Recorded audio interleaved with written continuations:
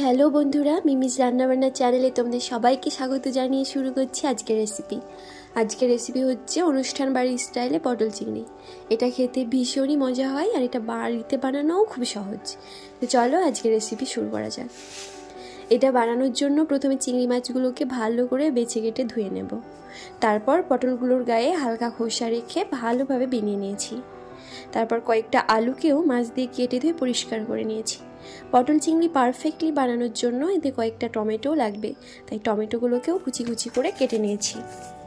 অনুষ্ঠান বাড়ির মতো পটল চিংড়ি বানাতে গেলে নারকেল পেস্ট তো লাগবেই। নারকেল পেস্ট করার সময় তাতে কিছুটা পরিমাণে সর্ষে ও পোস্ত দিয়ে দিয়েছি, এতে খুব সুন্দর একটা স্বাদ আসবে। রান্নার সমস্ত উপকরণ এখানে জোগাড় করে নিয়েছি। তারপর কড়াইতে সামান্য তেল দিয়ে তেলটা গরম হয়ে আসলে পটলগুলো দিয়ে হালকা করে ভেজে নেব। পটলে সামান্য নুন ও হলুদ দিয়ে ভেজে নেব।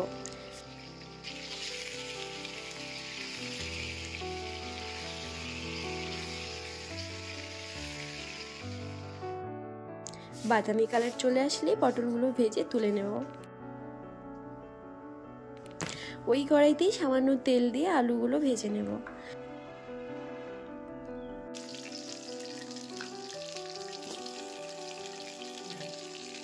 আলুতেও সামান্য নুন হলুদ দিয়ে ভালো করে ভেজে নেব।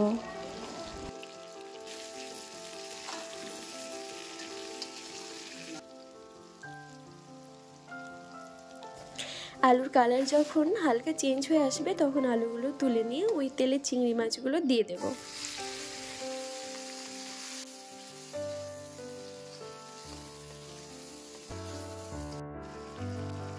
3 থেকে 4 মিনিট হালকা করে লো ফ্লেমে ভেজে নেব।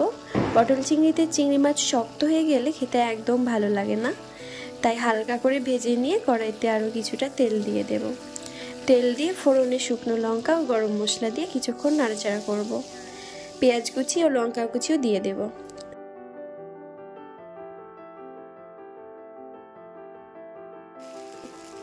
এরপর কড়াইতে নারকেল, সরষে ও পোস্ত দিয়ে পেস্ট করে রাখা মিশ্রণটা দিয়ে দেব।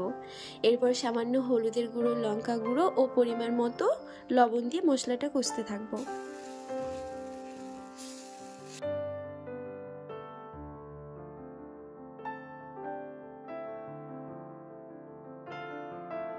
কিছুক্ষণ কষিয়ে নেবার পর চিংড়ি এবং আলুগুলো দিয়ে দেব। মশলার সঙ্গে চিংড়ি ও আলুগুলো কিছুক্ষণ ভালোভাবে কষিয়ে নেব। আলু এবং চিংড়ি মাছগুলো মশলার সঙ্গে ভালোভাবে মিশিয়ে নেবার পরে পটলগুলো দিতে হবে, কারণ পটলগুলো গলে যাওয়ার সম্ভাবনা আছে। আগে যেহেতু পটলগুলো ভেজে নিয়েছি, তাই এগুলো মশলা কষার পরেই দিতে হবে। সমস্ত উপকরণ ভালোভাবে কষিয়ে নিয়ে তাতে পরিমাণ মতো জল দিয়ে দেব। তারপর পটল চিংড়িতে যে কয়েকটা আলু দেওয়া আছে সেগুলো সেদ্ধ হওয়া পর্যন্ত অপেক্ষা করব।